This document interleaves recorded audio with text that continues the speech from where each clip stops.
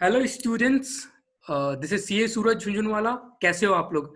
मैं उम्मीद करता हूँ, मैं विश करता हूँ आप लोग बहुत बढ़िया हो। और आपके लेक्चर्स आई होप अब तक आपकी काफ़ी अच्छी जर्नी रही होगी और आपने रिवीजन भी अच्छे से करा होगा और आपने असाइनमेंट्स भी कंप्लीट करा होगा। Apart from auditing and assurance lectures, आपकी बाकी सब्जेक्ट्स भी मैं उम्मीद करता हूँ काफ़ी अच्छी चल रही होगी एंड एग्ज़ाम की तैयारी काफ़ी ज़ोरों तोड़ों से चल रही है। मैं भी बता दूं, मैं भी बहुत बढ़िया हूं। और as you can see on your screen, in this lecture we are going to discuss disqualification to be appointed as an auditor. ठीक है, that is basically section 141 subsection 3 of companies act. Before I really jump in to the section, मैं एक brief background बता दूं कि ये section आया क्यों है कंपनीज एक्ट में। ठीक है, आपको पता है कि ऑडिटर जाता है और ऑडिटर आपको फाइनेंशियल स्टेटमेंट्स एग्जामिन करता है कंपनी का। ओके, अब जब वो फाइनेंशियल स्टेटमेंट्स एग्जामिन करता है उसे बहुत इंपॉर्टेंट है एक चीज कि उसे इंडिपेंडेंट रहना पड़ेगा। जिस भी फाइनेंशियल स्टेटमेंट को वो एग्जामिन कर रहा है उस कंपनी से इंडिपेंडेंट रहना पड़ेगा। ठीक है, क्योंकि अगर वो कहीं से भी रिलेटेड है, कहीं से भी उसका अगर कोई कनेक्शन है, डायरेक्ट कनेक्शन है या इनडायरेक्ट कनेक्शन है, तो what will affect is his biasness. वो बायस्ड हो जाएगा। कब जब कुछ भी एग्जामिन कर रहा है तो वो बायस्ड हो जाएगा। लेट्स से कोई ऐसा बंदा जो खुद बुक कीपिंग करता है वो खुद ऑडिट करने लगे तो कभी भी वो खुद का गलतियां नहीं निकालेगा। एक very basic example of an independence. Similar way, कोई बंदा मैं ऑडिटर हूँ और मेरा कोई रिलेटिव है कंपनी में, बहुत क्लोज रिलेटिव है, मेरा भाई है जो कि डायरेक्टर ऑफ कंपनी है, तो मैं उसके डायरेक्शन पे इन्फ्लुएंस होऊंगा। वो जो बोलेगा वो ही करूंगा। तो ये सब चीज देखनी पड़ती है while you are appointed as an auditor, because आपकी ओपिनियन के बेसिस पे सरकार काम करती है, आपके ओपिनियन के बेसिस पे इन्वेस्टर्स काम करते हैं। तो your opinion is should be very much unbiased, your opinion should be independent of any kind of influences.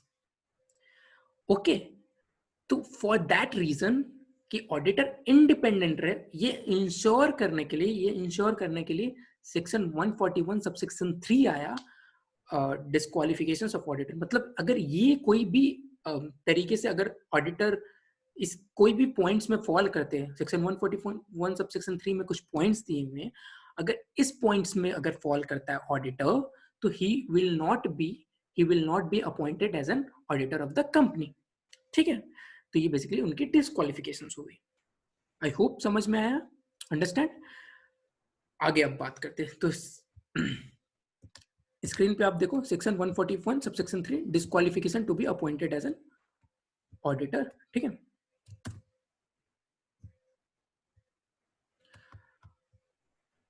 ये सेक्शन 141 सबसेक्शन 3 हुई। अब यहाँ पे पॉइंट्स में ए बी सी करके दिया हूँ, ये बेसिकली क्लॉज है।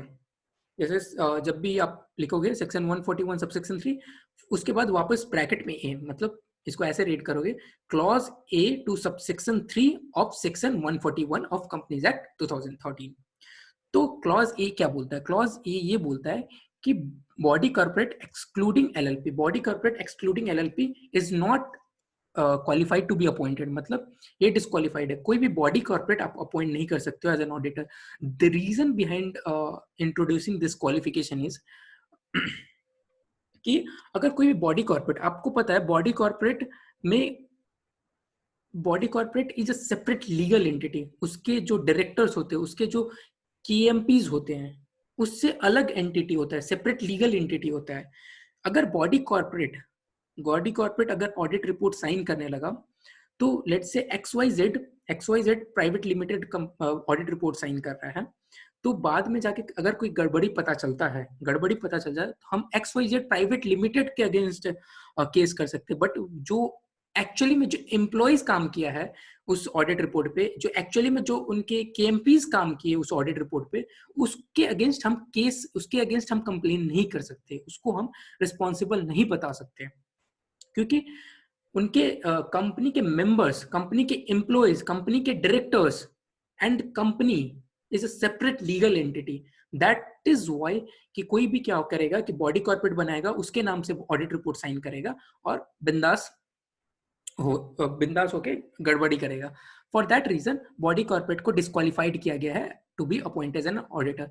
तो जो भी ऑडिट फर्म्स बनती है, जो भी ऑडिट करती है, वो पार्टनरशिप फर्म या लिमिटेड लाइबिलिटी पार्टनरशिप बनती है. तो यहाँ पे क्या लिखा हुआ है, बॉडी कॉर्पोरेट एक्सक्लूडिंग एलएलपी, मतलब एलएलपी को आप बना सकते हो, एलएलपी को एज एन ऑडिटर अपॉइंट कर सकते हो, चाहे पार्टनरशिप फर्म को भी आप अपॉइंट कर सकते हो. ठीक है, अगला पॉइंट क्या है, क्लॉज बी इज ऑफिसर और employee of the company.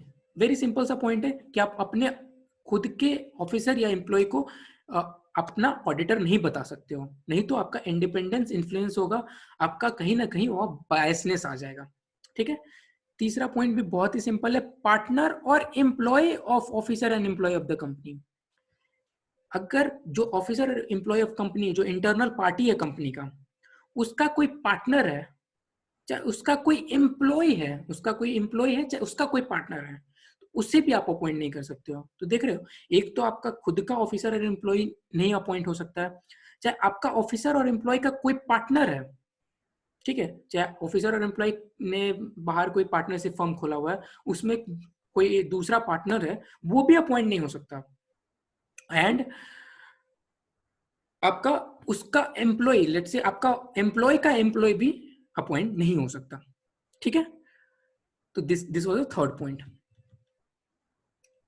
Clause D क्या बोलता है, क्लॉज डी में वेरियस सब क्लॉजेस है, जैसे कि sub clause 1, sub clause 2, sub clause 3 ऐसे है.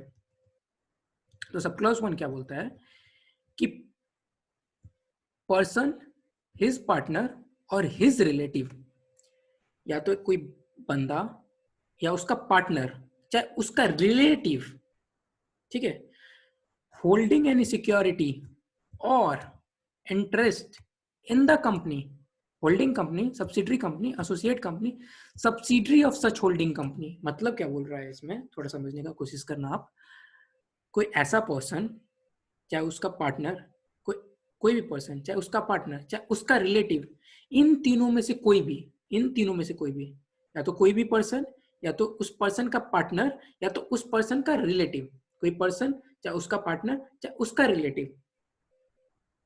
ठीक है, इन तीनों में से कोई भी, इन तीनों में से कोई भी या तो सिक्योरिटी या इंटरेस्ट होल्ड करता है, सिक्योरिटी या इंटरेस्ट होल्ड करता है, किसमें किसमें होल्ड करता है, कंपनी में, या तो खुद के कंपनी में, या तो होल्डिंग कंपनी में, कंपनी, या तो कंपनी के होल्डिंग होल्डिंग में होल्ड करता है, या तो कंपनी के सब्सिडरी में होल्ड करता है, या तो कंपनी के एसोसिएट में होल्ड करता है, या तो सब्सिडरी ऑफ होल्डिंग कंपनी, मेरे होल्डिंग का सब्सिडरी, मेरे होल्डिंग का कोई और भी सब्सिडरी हो सकता है ना बॉस. तो वैसा भी कोई केस है, इन इन किसी में भी कंपनी में सिक्योरिटी और इंटरेस्ट होल्ड कर रहा है कोई भी पर्सन, चाहे उसका पार्टनर, चाहे उसका रिलेटिव.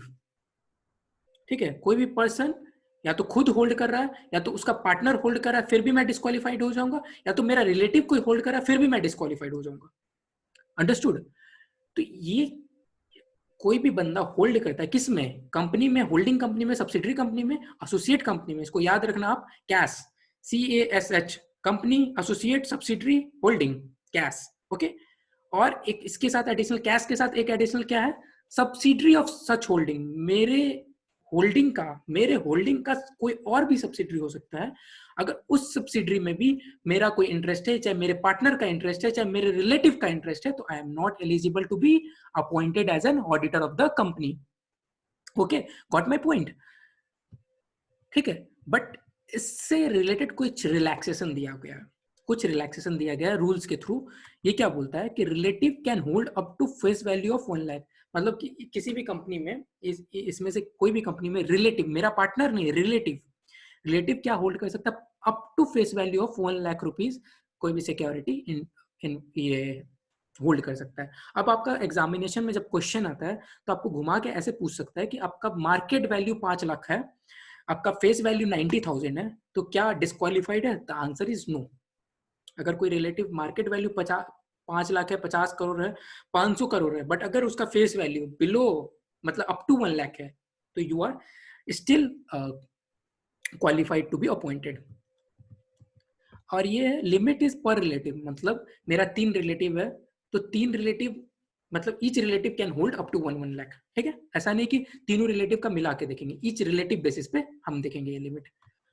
उसके बाद क्या है, अगर if after appointment crosses limit crosses 1 lakh, मेरा अपॉइंटमेंट हो गया उसके बाद मेरा लिमिट 1 लाख से ऊपर क्रॉस कर जाता है, तो क्या होगा, then 60 days given to take corrective action. मतलब आपको विद इन 60 days आपको बिलो 1 लाख लाना पड़ेगा।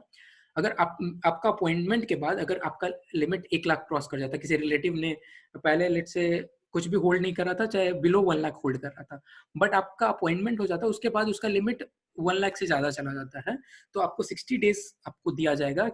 अगर वो रिलेटिव बिलो 1 लाख कर लेता विद इन दैट 60 days तो ठीक है, अगर नहीं करा तो आपका उसके बाद आप डिस्क्वालीफाइड हो जाओगे। और इस केसेस में अगर आप डिस्क्वालीफाइड हो जाते हो तो आपको वैकेंसी करनी पड़ेगी सेक्शन 141 सब सेक्शन 4 के केस 4 में। यहाँ पे आप मैंने स्टार्ट लगा के दिया हुआ है, if after appointment disqualification arises, मतलब आपका कोई भी केसेस में आप सिर्फ not for only this point, कभी भी आपका अपॉइंटमेंट के बाद अगर आप डिस्क्वालीफाई हो जाते हो तो auditor shall vacate his office, auditor shall vacate under section 141 subsection 4 and casual vacancy will arise under section 139 subsection 8। 139 subsection 8 के हिसाब से आप कैजुअल वैकेंसी को फिल करोगे और आपका वैकेंसी होगा 141 सबसेक्शन 4 के अंतर्गत। ठीक है, दिस इज द केस। अब आपने यहाँ पे एक रिलेटिव टर्म यूज किया है, रिलेटिव टर्म यूज किया कि आपका ये रिलेटिव कौन कौन हो सकता है। तो इसकी डेफिनेशन दी हुई कंपनीज एक्ट में, रिलेटिव कौन हो सकता है, एक तो पर्सन का कौन कौन रिलेटिव हो सकता है, उसकी धर्म पत्नी, ठीक है, लॉजिकल है, मदर, स्टेप मदर, एस का मतलब step mother, step mother, father, step father, sister, step sister, brother, step brother, son और spouse of son, daughter and spouse of daughter. तो ये सब चीज आपकी रिलेटिव के डेफिनेशन में फॉल करते हैं। ठीक है, तो ये चीज आपकी क्लॉज डी की सब क्लॉज 1 हुआ। उसके बाद आता है क्लॉज डी का सब क्लॉज 2 क्या आता है, पर्सन, हिज पार्टनर और his relative is indebted to, same चीज, ठीक है, same for amount greater than 5 lakh. मतलब मैं या तो खुद इंडेटेड हूं कंपनी को, या तो मेरा कोई पार्टनर इंडेटेड है, या तो मेरा कोई रिलेटिव इंडेटेड है ग्रेटर देन 5 लाख। 5 लाख तक ठीक है, 5 लाख से ज्यादा या तो मैं खुद इंडेटेड हूं, मेरा कोई पार्टनर इंडेटेड है, या तो मेरा कोई रिलेटिव इंडेटेड है। रिलेटिव का डेफिनेशन हमने देख लिया, किसको इंडेटेड है, फिर से वही चीज, cash, company, associate company, subsidiary company, holding company, plus subsidiary, मेरा होल्डिंग का सब्सिडरी कोई है तो फेलो सब्सिडरी। ठीक है, तो ये कोई भी अगर ऐसा केस है तो आप डिस्क्वालिफाइड होते हो। ओके, तो ये आई hope you understand the point. उसके बाद आता है क्लॉज डी का सब क्लॉज 3। क्लॉज डी का सब क्लॉज 3 क्या बोलता है, लेट्स डिस्कस। सेम थिंग है, person, his partner, his relative has given guarantee, ठीक है, इंडेटेड नहीं है, गारंटी दे दिया in connection with indebtedness of third party. मतलब कोई थर्ड पार्टी जिसे कुछ पेमेंट करना था कंपनी को, थर्ड पार्टी कोई जिसे पेमेंट करना था कंपनी को। ऐसे देखते हैं, ये मैं हो गया, ये थर्ड पार्टी हो गया, ये कंपनी हो गया, इसे कुछ पेमेंट देना था कंपनी को। ठीक है, अब इसने पेमेंट देना था तो मैं आके बोल दिया कंपनी को कि अगर इसने डिफॉल्ट किया तो मैं आपको पेमेंट कर दूंगा। अगर ये थर्ड पार्टी डिफॉल्ट किया तो मैं कंपनी को बोल दिया, मैं गारंटी देता हूं कि अगर थर्ड पार्टी डिफॉल्ट करता तो मैं पेमेंट कर दूंगा। ठीक है, तो दैट इज गारंटी। और ये इनडायरेक्ट इंडेटेडनेस हो जाता है कि अगर फ्यूचर में ये डिफॉल्ट करता तो आप लायबल हो गए ना, तो दैट इज इनडायरेक्टली आप इंडेटेड हो। तो मैं या मेरा कोई पार्टनर या तो मेरा कोई रिलेटिव, मैं, मेरा पार्टनर या रिलेटिव, इन तीनों में से किसी ने भी कोई गारंटी दिया है, गारंटी दिया, किसको गारंटी दिया है, सेम चीज, cash plus subsidy of holding, cash plus subsidy of holding, इन इन किसी में से भी को अगर गारंटी दिया है गारंटी किसने दिया? मैंने, मेरे पार्टनर, मेरे रिलेटिव ने गारंटी दिया है with respect to indebtedness of third person. ठीक है, अगर दिया है तो भी डिस्क्वालिफाइड हो जाएंगे। इसके लिए क्या लिमिट है? ग्रेटर देन 1 लाख, मतलब आप 1 लाख तक का गारंटी दे सकते हो, कोई डिस्क्वालिफिकेशन ऑकर नहीं होगा। 1 लाख से ऊपर जैसे गया आप डिस्क्वालिफाइड हो जाओगे। ठीक है, I hope you understood this point as well. तो अभी तक क्या क्या था? अभी तक हमने देखा कि कौन कौन डिस्क्वालिफाइड है to be appointed as an auditor. पहला था कि कोई बॉडी कॉर्पोरेट अपॉइंट नहीं हो सकता है, हमारा कोई ऑफिसर और एम्प्लॉय नहीं अपॉइंट हो सकता है। उसके बाद पार्टनर और एम्प्लॉय ऑफ ऑफिसर और एम्प्लॉय ऑफ द कंपनी, वो भी नहीं हो सकता। फिर देखा था डी क्लॉज में कि कोई कोई पर्सन, चाहे उसका कोई रिलेटिव, चाहे उसका कोई पार्टनर सिक्योरिटी और इंटरेस्ट होल्ड करता है तो नहीं अपॉइंट हो सकता। और रिलेटिव के लिए एक लिमिट था, दैट इज 1 लाख का। उसके बाद पार्टनर में मैं खुद ही, चाहे मेरा कोई पार्टनर चाहे मेरा कोई रिलेटिव इनडेटेड है कंपनी को, मतलब कंपनी को कुछ पैसा देना है हमने, अगर ग्रेटर देन 5 लाख है तो भी हम डिस्क्वालिफाइड हो जाते हैं। उसके बाद थर्ड पॉइंट क्या था? मैं या मेरा पार्टनर या मेरे रिलेटिव ने कंपनी को गारंटी दिया है in respect of indebtedness of third person. ठीक है, तो और उसके लिए लिमिट है 1 लाख। 1 लाख तक आप दे सकते हो, उसके ऊपर यू आर डिस्क्वालिफाइड। उसके बाद क्लॉज ई आता है। क्लॉज ई क्या बोलता है? पर्सन और पार्टनरशिप फर्म, पर्सन और partnership firm has any business connection. मैं पर्सन या मेरा पार्टनरशिप फर्म है जो कोई बिजनेस कनेक्शन है विथ किसका? कंपनी, कैश, सेम कैश, और सब्सिडरी और होल्ड, सब्सिडरी ऑफ होल्डिंग और एसोसिएट कंपनी। ठीक है, सब्सिडरी ऑफ होल्डिंग चाहे सब्सिडरी ऑफ मेरे एसोसिएट, कुछ भी हुआ डायरेक्टली और इनडायरेक्टली, इसको समझने का कोशिश करते हैं। मतलब मेरा बिजनेस कनेक्शन हो सकता है, चाहे मैं जिस पार्टनरशिप फर्म में हूं उसका कुछ बिजनेस कनेक्शन हो सकता है। किससे? कंपनी के साथ हो सकता है, होल्डिंग कंपनी के साथ हो सकता है, सब्सिडरी कंपनी के साथ हो सकता है, एसोसिएट कंपनी के साथ हो सकता है, चाहे मेरे होल्डिंग का सब्सिडरी कंपनी उसके साथ हो सकता है, या तो सब्सिडरी ऑफ एसोसिएट कंपनी, मेरा कोई एसोसिएट कंपनी उसका सब्सिडरी के साथ अगर हुआ, अगर ऐसा कुछ भी हुआ तो मैं डिस्क्वालिफाइड हो जाऊंगा to be appointed as an auditor. ठीक है, मेरा चाहे मेरे पार्टनरशिप फर्म का कोई भी बिजनेस कनेक्शन है, बिजनेस कनेक्शन है, आपको लग रहा है ना बिजनेस कनेक्शन है तो मतलब व्यापार का बात है, इंडिपेंडेंस गड़बड़ हो सकता है। In that case, in that case आप डिस्क्वालिफाइड हो जाओगे। बट इसके कुछ एक्सेप्शंस हैं, इसके कुछ एक्सेप्शंस है। अगर आपका बिजनेस कनेक्शन है नॉर्मली आप डिस्क्वालिफाइड हो, आपका या आपके पार्टनरशिप फर्म का। ठीक है, बट इसके कुछ एक्सेप्शन है कि मतलब आपने कुछ प्रोफेशनल सर्विस दिया है, आप तो ऑडिटिंग का सर्विसेज दे रहे हो, आप ऑडिटर हो, तो वैसे तो आप ऑडिटर हो तो वैसे डिस्क्वालिफाइड हो गए।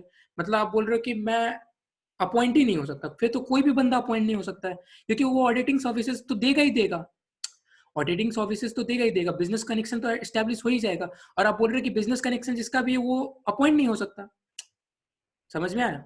बिजनेस कनेक्शन जिसका है उसको आप अपॉइंट नहीं कर सकते, और अगर वो ऑडिटिंग सर्विसेज दे रहा है तो उसका बिजनेस कनेक्शन एस्टैब्लिश हो गया। तो दैट्स वाई कोई भी प्रोफेशनल सर्विसेज देता है, कोई प्रोफेशनल सर्विसेज जो कंपनीज एक्ट 13 में अलाउड है, ऑडिटिंग सर्विसेज तो अलाउड है ना, तो कोई भी प्रोफेशनल सर्विसेज देता है जो कंपनीज एक्ट 13 में अलाउड है, तो इन दैट केस ये डिस्क्वालिफिकेशन ऑकर नहीं होंगे।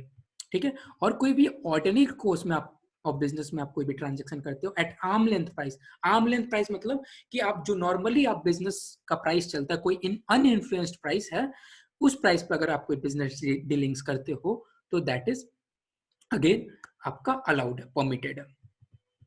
क्लॉज एफ क्या है? कोई भी ऐसा पर्सन अपॉइंटेड नहीं हो सकता ऑडिटर जिसका relative, whose relative is director और केएमपी ऑफ द कंपनी। मेरा रिलेटिव अगर कोई डायरेक्टर है, चाहे कोई केएमपी की मैनेजरियल पर्सन है, तो ऑफ कोर्स मेरा जो काम करने का तरीका है वो इन्फ्लुएंस होने का बहुत ज्यादा चांसेस होगा। फॉर दैट रीजन ये क्लॉज लाया गया, person whose relative is director और केएमपी ऑफ द कंपनी। अब केएमपी का डेफिनेशन क्या है? केएमपी मतलब सीईओ हो सकता है, सीएफओ हो सकता है, होल टाइम डायरेक्टर हो सकता है, कंपनी सेक्रेटरी, मैनेजिंग डायरेक्टर और मैनेजर। ये कोई भी है, ये कोई भी को आप केएमपी बोलोगे। तो मेरा रिलेटिव अगर केएमपी है, चाहे डायरेक्टर है कंपनी का, तो I can not be, I am ineligible to be appointed as an auditor of the company. Okay, आगे बढ़े। आई होप आपको समझ में आ रहा है। नहीं समझ में आ रहा है तो प्लीज रेज योर क्वेरी। चलो, सो क्लॉज जी क्या है? क्लॉज जी बोलता है person who is whole time employment elsewhere, मतलब आप कहीं पे होल टाइम एम्प्लॉयमेंट में हो, ठीक है, होल टाइम एम्प्लॉयमेंट में हो तो आप ऑडिटर नहीं बन सकते। आप एज एन ऑडिटर आए, लेट्स से आपका, आप एक let's say sole proprietor firm है और आपने एक फर्म खोला है, लेट्स से आपका नाम है सेंचुरी लर्निंग एंड कंपनी, आपका फर्म का नाम है। सोल प्रोप्राइटरशिप फर्म हो सकता है, आपका पार्टनरशिप फर्म हो सकता है, ठीक है। अब आप उस ऑडिट रिपोर्ट को साइन करने वाले हो, बट आप किसी लेट्स से आप रिलायंस इंडस्ट्रीज में आप होल टाइम एम्प्लॉय भी हो, not Reliance audit, Reliance industries का दो आप ऑडिट नहीं कर रहे हो बट आप उसमें होल टाइम एम्प्लॉयमेंट में हो, तो आप फिर किसी भी कंपनी का, किसी भी और कंपनी का आप ऑडिट रिपोर्ट नहीं साइन कर सकते, ठीक है। तो person who is in whole time employment elsewhere, कहीं पे भी अगर आप होल टाइम एम्प्लॉयमेंट में हो तो आप you are not eligible to be an auditor.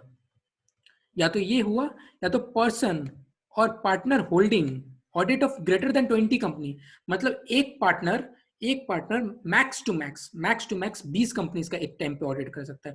एक बंदे का कैपेसिटी होना चाहिए ना, 20 कंपनीज इज टू मच, कि आप एक साल में अगर आप 20 कंपनीज का फाइनेंशियल स्टेटमेंट साइन कर रहे हो, मतलब इज टू मच। इससे ज्यादा आप कैसे आप एग्जामिन नहीं कर पाओगे, मतलब अगर अगर आप 20 कंपनी से ज्यादा कर रहे हो तो कहीं ना कहीं आप क्वालिटी में कंप्रोमाइज कर रहे हो। आप फाइनेंशियल स्टेटमेंट एग्जामिन करने में आप क्वालिटी में कंप्रोमाइज कर रहे हो, आप सिर्फ असाइनमेंट ले रहे हो, आप सिर्फ एंगेजमेंट्स ले रहे हो, but you are not giving that quality, you are not giving that assurance जो कि इन्वेस्टर्स को चाहिए, जो कि आपको गवर्नमेंट को चाहिए, वो आप जो स्टेक होल्डर्स को चाहिए वो आप नहीं दे पाओगे ऑफकोर्स। तो अगर आपका 20 कंपनी जैसे क्रॉस होगा तो वो for the 21st company you will be ineligible to be appointed as an auditor।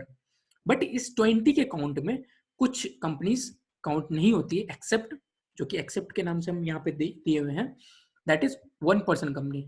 मतलब आपका 20 कंपनी के साथ एक 1% कंपनी, 2 1% कंपनी, 5 1% कंपनी भी आप रख सकते हो, तो ये 20 के काउंट में नहीं आएंगे।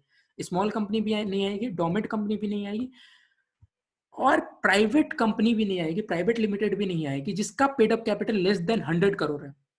ऐसी प्राइवेट कंपनी जिसका paid up capital less than 100 crore है और उसने 92 सब सेक्शन 92 एंड सेक्शन 137 में डिफॉल्ट भी नहीं किया, मतलब filing of annual return and filing of financial statements में अगर डिफॉल्ट नहीं किया है और उसका पेड अप शेयर कैपिटल अगर लेस देन 100 करोड़ है तो वो भी 20 के अकाउंट में नहीं आएगा। अंडरस्टूड? ओके, तो चलो आगे बढ़ते हैं।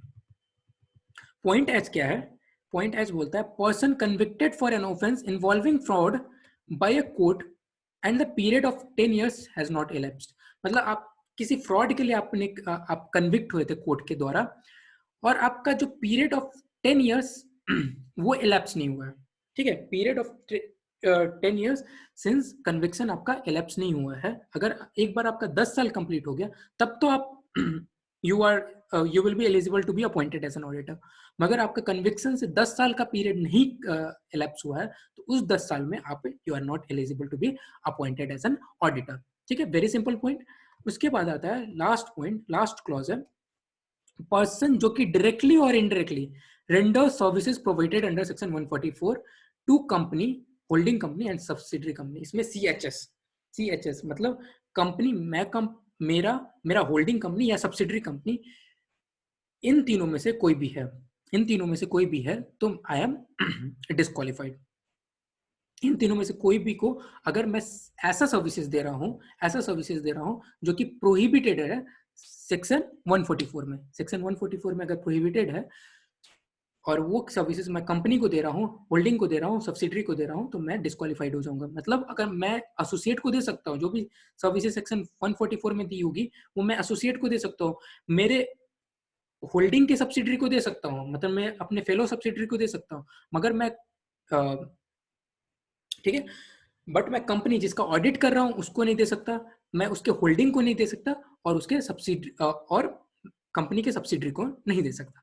ठीक है, इतनी बात समझ में आती। अब ये समझना जरूरी है कि सेक्शन 144 में प्रोहिबिटेड सर्विसेज क्या है, तो क्विकली वो देखेंगे। दो हमारा पॉइंट ऑफ डिस्कशन यही खत्म होता है, सेक्शन 141 सबसेक्शन 3 यही खत्म होता है, but it is very much relevant कि हम सेक्शन 144 में क्या क्या सर्विसेज प्रोहिबिटेड है वो भी डिस्कस करें। तो section 144, auditor shall provide only those additional services which are approved by board और ऑडिट कमिटी। मतलब ऑडिटिंग के सिवाय आप सिर्फ वो एडिशनल सर्विसेज प्रोवाइड कर सकते हो जो बोर्ड अप्रूव करे, चाहे ऑडिट कमिटी अप्रूव करे। ठीक है, एक्सेप्ट ये सर्विसेज तो आप कभी भी नहीं दे सकते हो to company, holding company and subsidiary company. Additional services normally आप दे सकते हो विद अप्रूवल ऑफ बोर्ड और ऑडिट कमिटी, बट ये सर्विसेज आप कभी भी नहीं दे सकते हो except these services: management services, actuarial services, designing and implementation of financial information system, internal audit, accounting and bookkeeping, rendering outsourced financial services, investment banking services, investment advisory services। इसके लिए कोड भी मैंने बनाया है, mafia outsource investment, MAFIA, M for management services, A for actuarial services, F for financial information system, designing and implementation of financial information system, I for internal audit, A for accounting and bookkeeping। उसके बाद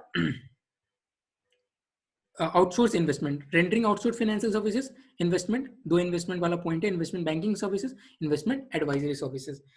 कोई भी query है तो you can please you can come up with your query. वैसे हमारा section यहीं पे खत्म होता है, 141 सबसेक्शन 3। आई होप आपको अच्छे से समझ में आया होगा।